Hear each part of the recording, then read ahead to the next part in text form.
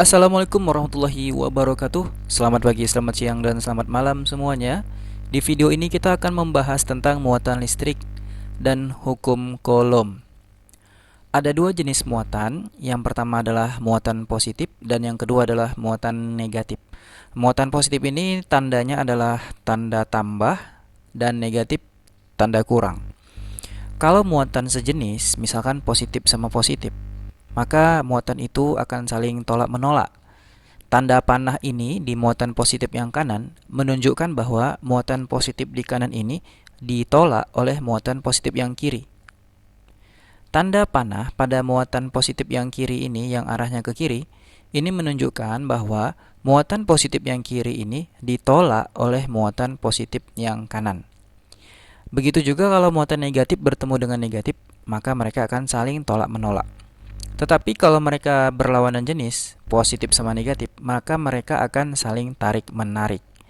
Yang artinya di sini berarti ada gaya atau force. Muatan simbolnya adalah huruf Q kecil. Q besar juga boleh. Q kecil, muatan satuannya Coulomb. Tapi sih kadang-kadang di soal dibuat mikro Coulomb. Ini dibaca mikro Coulomb.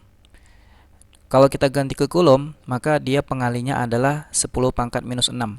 Contoh, 2 mikro Coulomb itu berarti sama dengan 2 kali 10 pangkat minus 6. Kalau 6 mikro Coulomb berarti 6 kali 10 pangkat minus 6. Oke, sekarang kita masuk ke hukum Coulomb. Jadi kata si Coulomb, besar gaya tarik atau gaya tolak antara dua muatan listrik adalah sebanding dengan perkalian kedua muatan dan berbanding terbalik dengan kuadrat jarak antara kedua muatan tersebut. Baiklah, untuk melihat bagaimana sih implementasi dari hukum Coulomb ini, langsung saja kita lihat ke berikutnya. Nah, di sini ada muatan positif di kiri dan di kanan. Tadi kita tahu bahwa muatan positif ini akan saling tolak-menolak. Kita beri nama muatan yang di kiri namanya Q1 dan yang di kanan namanya Q2. Mereka dipisahkan jarak sejauh R. Muatan 1 menolak muatan 2. Kita kasih nama F21. Berarti gaya yang dialami muatan 2 karena muatan 1. Arahnya ke kanan, ya. Muatan 1 menolak muatan 2. Muatan 1 pun juga mengalami gaya tolakan atau gaya dorongan dari muatan 2. Arahnya ke kiri karena 2 menolak 1 ke kiri. Namanya F12 yang artinya ini gaya yang dialami muatan 1 akibat muatan 2. Besar gaya yang dialami oleh muatan 1 dan 2 ini kita kasih namanya F sama dengan K kali Q1 kali Q2 per R kuadrat. Nah, jadi besar F12 ini sama F21 besarnya sama. Ya, besarnya sama ya. F12 sama dengan F21. Supaya lebih singkat kita kasih nama F saja. Ya, F sama dengan K kali Q1 kali Q2 per R kuadrat. Ini berlaku kalau benda berada di ruang hampa atau di udara. Kalau bendanya ini, si muatan 1 dan 2 ini, di sekelilingnya ini adalah bahan dielektrik, ya, maka rumusnya ada tambahan sedikit, ini di bawahnya namanya epsilon R. Jadi rumusnya F sama dengan K kali Q1 kali Q2 per epsilon R kali R kuadrat. Atau kalau di soal kita sudah dapat besar gaya Coulomb di ruang hampa, di udara, maka mencari gaya di dalam bahan dielektrik tinggal F sama dengan gaya di udara yang kita dapat dari sini dibagi dengan epsilon R. Ini keterangannya. F adalah gaya Coulomb, satuannya Newton. Epsilon 0 adalah besarnya 8,85 kali 10 pangkat minus 12.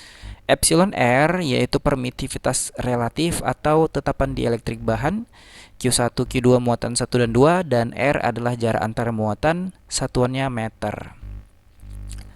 Dan besar K ini yang penting, K konstanta ini yang menghubungkan rumus F dengan Q dan R adalah besarnya sama dengan 9 kali 10 pangkat 9 Newton meter kuadrat per Coulomb kuadrat, ya. Jadi besar K sama dengan 9 kali 10 pangkat 9. Baik, langsung saja kita lihat contoh soal yang pertama. Dua muatan masing-masing 2 mikrocoulomb dan 3 mikrocoulomb terpisah pada jarak 3 cm. Nah, berarti Q1 sama dengan 2 mikrokulom. Kita ganti ke kulom berarti jadi 2 kali 10 pangkat minus 6. Q2-nya 3 mikrokulom, maka menjadi 3 kali 10 pangkat minus 6. Jarak pisahnya adalah R sebesar 3 cm. Kalau kita ubah ke meter menjadi 3 kali 10 pangkat minus 2. Tentukan besar gaya yang bekerja pada kedua muatan tersebut jika A. Kedua muatan berada di ruang hampa, B. Kedua muatan dalam bahan permitivitas relatif 3. Oke, besar K tadi 9 kali 10 pangkat 9. Ya, maka kita mengerjakan dulu yang pertama, gaya di ruang hampa. Nah, tadi rumusnya F sama dengan K kali Q1 kali Q2 per R kuadrat. Tinggal masukkan angkanya, K-nya 9 kali 10 pangkat 9, Q1-nya 2 kali 10 pangkat minus 6, Q2-nya 3 kali 10 pangkat minus 6, per R-nya 3 kali 10 pangkat minus 2, dikuadratkan. Oke, kita peroleh 9 kali 2 kali 3. Kita selesaikan bilangan berpangkatnya. 10 pangkat 9 kali 10 pangkat minus 6 kali 10 pangkat minus 6. Maka pangkatnya tinggal dijumlahkan saja ya. 9 tambah minus 6 tambah minus 6. Menjadi minus 3. Oke, lalu yang di bagian bawah ini 3 pangkat 2 jadi 9. 10 pangkat minus 2 dikuadratkan menjadi 10 pangkat minus 4. 9 dengan 9 ini bisa kita habiskan, maka 2 kali 3 jadi 6. Lalu 10 pangkat minus 4-nya kita naikkan ke atas menjadi 10 pangkat positif 4. Bertemu dengan minus 3 berarti jadi 4 kurang 3, maka hasilnya adalah 10 pangkat 1. 6 kali 10 pangkat 1 sama dengan 60 Newton. Maka ini adalah jawaban untuk pertanyaan yang A, kedua muatan di ruang hampa. Oke, selanjutnya dia tanya berapakah gaya kalau kedua muatan berada dalam bahan permitivitas relatif 3, yang artinya epsilon R-nya sama dengan 3. Ini dibaca epsilon. Oke, tadi caranya gampang sekali.